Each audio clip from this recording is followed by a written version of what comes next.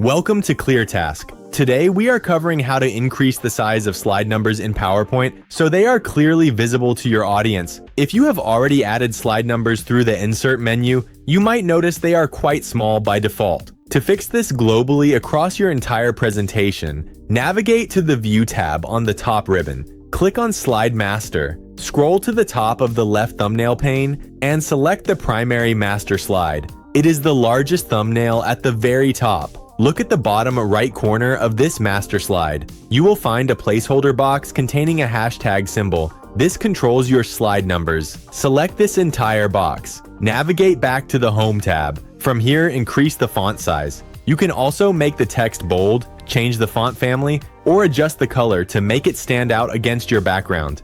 Once you are satisfied with the new look, go to the Slide Master tab on the ribbon. Click Close Master View. Your slide numbers will now instantly update to the new, larger size across all existing and future slides in your presentation.